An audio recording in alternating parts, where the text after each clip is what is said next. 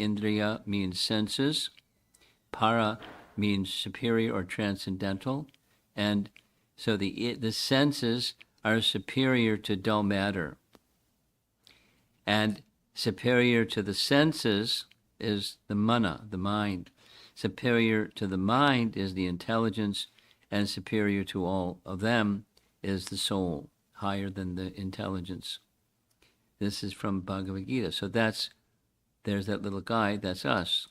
That's the superior part of the persistence of identity, because the other parts, mind, intelligence, senses, they're always changing, and some part is unchanging. That's the soul within. So here's a nice illustration indicating practically the same thing. Here's a nice lady. She's very busy polishing her bird cage, and she's so absorbed in the bird cage, she neglects the bird inside, and the bird croaks and dies. And the purpose of the cage is lost, because the purpose of the cage is to care for the bird inside. But without caring for the bird inside, there's a big problem for the bird, at least. So there's a difference. All of this is pointing to the same thing. There's a difference between the living entity within, or the bird in the cage, and the outside the cage itself. So sometimes Prabhupada would speak about this example and call it a cage polishing civilization. Some medical verification of all of this is found in some literatures, like this cardiologist named Dr. Michael Sabam, Emory University in Atlanta. He had this experience when he was doing open heart surgery. The patient lies on a table, and all kinds of machines are hooked up to the patient while they're doing the surgery to make sure that the patient is still alive. So during the course of cardiac surgery, the patient had what's called cardiac arrest, which means his heart stopped. They knew his heart stopped because they have these machines hooked up, and the heartbeat went flat.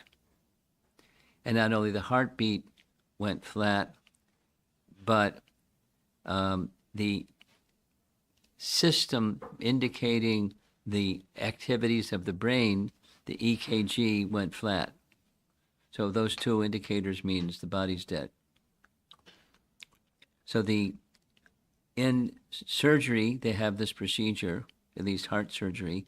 They have these electrodes that you see in the painting, and the assistant told the head doctor the patient needs resuscitation. So they place these electrodes on the chest, and it sends an electric pulse or impulse that, like jump-starting a car.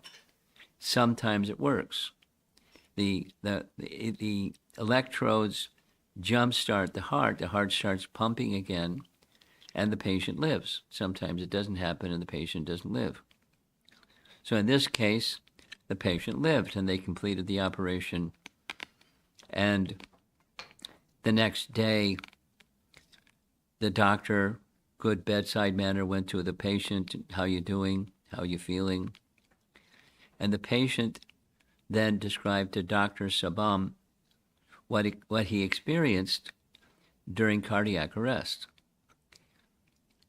So the painting is showing, he described to the doctor, he observed the whole event from up above the operating table. Means his visual sense continued, although his body was shut down. He could hear what everyone was saying because he reported what everyone said.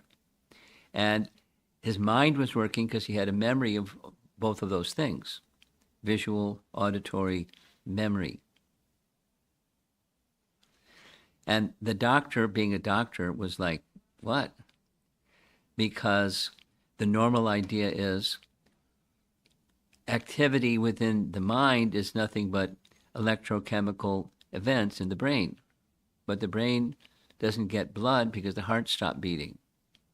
The brain shuts down when the heart shuts down. But there was still awareness or consciousness apart from the functions of the brain.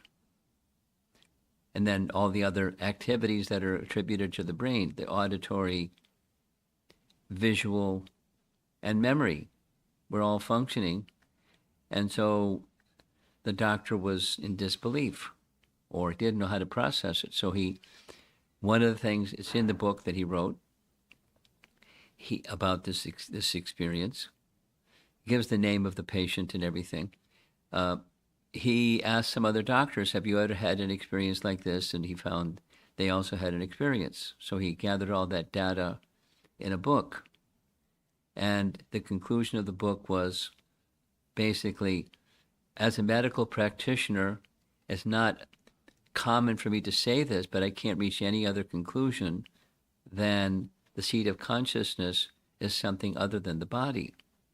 The seat of consciousness is what some call it the soul. And the soul was witnessing all of this. So it's important. I'll say it again. Consciousness functions independently of the body. It means the senses and the mind, the gross body and the subtle body, operate dependent upon the conscious self. The conscious self is independent of those things, which is what Bhagavad Gita says, which is the whole point of who are we. I was interested, so I read some other books. Someone recommended this one.